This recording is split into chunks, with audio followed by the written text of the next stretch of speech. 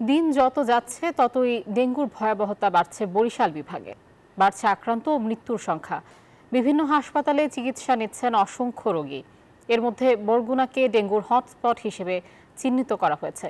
ডেঙ্গুতে আক্রান্ত হয়ে বরগুনা জেলা হাসপাতালে ভর্তি হয়েছেন 214 জন। বরিশাল শেরে বাংলা মেডিকেল কলেজ হাসপাতালেও বেড়েছে রোগীর চাপ। সেবা দিতে হিমশিম খাচ্ছেন চিকিৎসকরা। শঙ্কা ও উৎকণ্ঠায় রোগী ও স্বজনরা। তবে আতঙ্কিত না হয়ে সচেতন হবার পরামর্শ দিয়েছেন চিকিৎসকরা। এদিকে চট্টগ্রামে বেড়েছে করোনা সংক্রমণ। এখন পর্যন্ত করোনায় আক্রান্ত হয়েছেন 28 জন। তাদের মধ্যে একজন মারা গেছেন।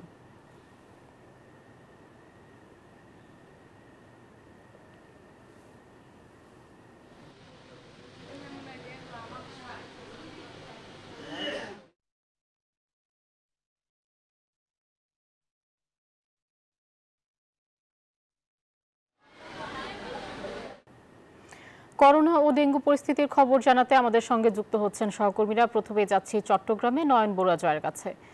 জয়, চট্টগ্রামে এখন পর্যন্ত করোনা ও ডেঙ্গুতে আক্রান্ত হয়েছেন কয়জন? ধন্যবাদ আয়েশা আপনাকে। আমি চট্টগ্রামের জেনারেল হসপিটালে আছি। যে হসপিটালে এখানে যে ওয়ার্ডগুলো আছে বেশিরভাগ ওয়ার্ডকে কিন্তু ডেডিকেটেড করোনার জন্য রাখা হয়েছে। তো তার কারণে গতবারও যখন আসলে 2020 সালে যখন ভয়াবহতা হয়েছিল তখন জেনারেল হসপিটালে আর কোনো চিকিৎসা করা হয়নি।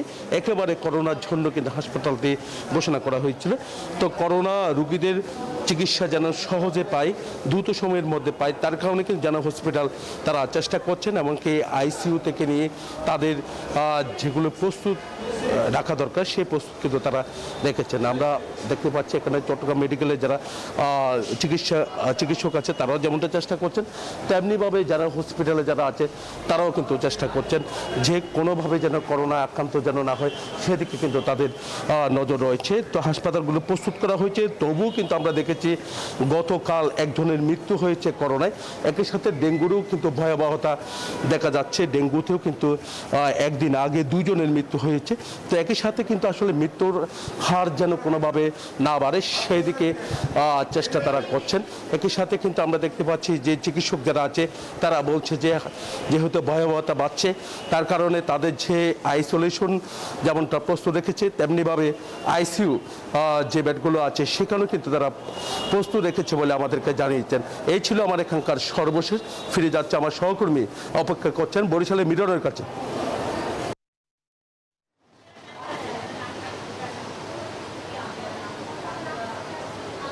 জয়, চট্টগ্রাম আর বরিশাল খুব একটা পার্থক্য নেই। চট্টগ্রামে যেমন আপনি বলেছেন যে করোনার সংক্রমণও বাড়ছে, তবে বরিশালে এখন পর্যন্ত করোনার সেভাবে সংক্রমণ বাড়েনি। তবে আমরা বরিশাল বিভাগে বিশেষ করে বরিশাল উপকূলীয় অঞ্চল সহ বরিশাল বিভাগে কিন্তু ডেঙ্গুর প্রকোপে কিন্তু আমরা বিপর্যস্ত অবস্থায় আছি। বিশেষ করে বরিশাল বিভাগের সবচেয়ে ভয়াবহ অবস্থা হয়েছে বরগুনাতে। গত 24 ঘন্টায় কিন্তু আমরা দেখেছি যে সেখানে 214 জন ডেঙ্গু আক্রান্ত রোগী রয়েছে। এছাড়া বরিশাল শেরেবাংলা মেডিকেল কলেজ হাসপাতালেও কিন্তু 102 জন রোগী কিন্তু ভর্তি আছে, চিকিৎসা নিচ্ছেন। এবং বরিশাল জেলার কথা যদি বলি তাহলে বরিশাল জেলায় আছে 118 জন রোগী চিকিৎসাধীন। তবে একটা কথা বলা দরকার, যেটা হচ্ছে বরিশাল শেরেবাংলা মেডিকেল কলেজ হাসপাতালে যে রোগী আছে তার মধ্যেও কিন্তু অধিকাংশ রোগী মূলত বরগুনা থেকে এসেছেন এবং তারা কারো বা প্লাটিলেট কমে যাওয়ার কারণে বা অন্যান্য উপসর্গ দেখা দেওয়ার কারণে তাদেরকে উন্নত চিকিৎসার জন্য বরিশাল শেরেবাংলা মেডিকেল কলেজ হাসপাতালে পাঠানো হয়েছে। এ ব্যাপারে স্বাস্থ্য অধিদপ্তর তাদের প্রতি বিশেষ নজর দেওয়ার জন্য বরিশাল থেকে বরগুনাতে বিশেষ করে বরগুনার প্রতি বিশেষ নজর দেওয়া হয়েছে। একই সঙ্গে যেহেতু করোনার একটি সংক্রমণ এসেছে সে কারণে সতর্ক থাকার জন্য পরামর্শ দিয়েছেন চিকিৎসকরা। এবং একই সঙ্গে বরিশাল শেরেবাংলা মেডিকেল কলেজ হাসপাতালে করোনার জন্য ডেডিকেটেড একটি জোন প্রস্তুত রাখা হয়েছে। তবে এখন পর্যন্ত করোনার কোনো রোগী শনাক্ত হয়নি। তবে এখন পর্যন্ত যেটা বরিশাল সিটি কর্পোরেশন থেকে আমরা গতকালকে দেখেছি যে ডেঙ্গুর ব্যাপারে তারা সচেতনতা বা সতর্ক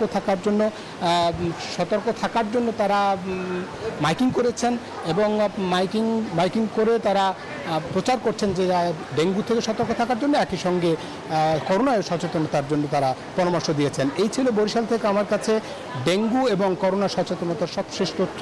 একই তথ্য জানতে যাব বরগুনাতে। বরগুনার সবচেয়ে যেহেতু ভয়াবহ অবস্থা ডেঙ্গুর, বরগুনার কী অবস্থা সেটা জানবো সেখানকার প্রতিনিধি সুমনের কাছ থেকে। সুমন, বরিশালের যে অবস্থা তাতে বরগুনার অবস্থা কেমন ডেঙ্গুর জানাবেন।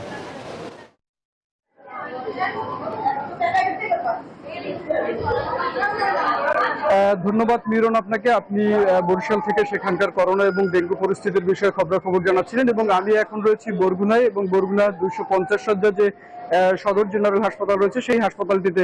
আমি যদি স্বাস্থ্য বিভাগের একটু সবশেষ পরিস্থিতির কথা আপনাকে বলতে চাই, যে স্বাস্থ্য বিভাগ থেকে আমাদেরকে যে তথ্য জানানো হয়েছে সেই তথ্য অনুযায়ী আমরা দেখেছি যে এখন পর্যন্ত বরগুনায় কিন্তু ডেঙ্গু আক্রান্ত রোগীর সংখ্যা রয়েছে 1903 জন এবং আপনি যেমনটি বলছিলেন যে 214 জন রোগী কিন্তু গত 24 ঘন্টায় এখানে চিকিৎসা নিচ্ছেন এই সদর হাসপাতালটিতে। এবং আমরা বরগুনার যে স্বাস্থ্য বিভাগ রয়েছে তাদের সাথে কথা বলেছি, কারণ কি আমরা দেখেছিলাম যে এই ডেঙ্গু পরিস্থিতি তৈরি হওয়ার পর থেকে কিন্তু বরগুনায় চিকিৎসক সংকট, ওষুধ সংকট এবং রক্ত পরীক্ষার কিট সংকটের একটি কথা উঠেছিল। এবং আমরা স্বাস্থ্য বিভাগ আমাদেরকে যে বিষয়টি জানিয়েছে যে ইতিমধ্যে কিন্তু বরগুনার এই জরুরি পরিস্থিতি মোকাবেলার জন্য 10 জন চিকিৎসক প্রদান করা হয়েছে এবং প্রায় 15,000 আইভি স্যালাইন সরবরাহ করা হয়েছে স্বাস্থ্য বিভাগের পক্ষ থেকে। এবং আমরা যদি একটু বরগুনার প্রত্যন্ত এলাকার কথা বলতে চাই, যে আপনি জানেন যে এটি সমুদ্র বেষ্টিত এলাকা এবং আমরা দেখেছি যে নেচার ইন্ডিয়া নামের একটি গবেষণা প্রতিষ্ঠানের গবেষণায় উঠে এসেছে যে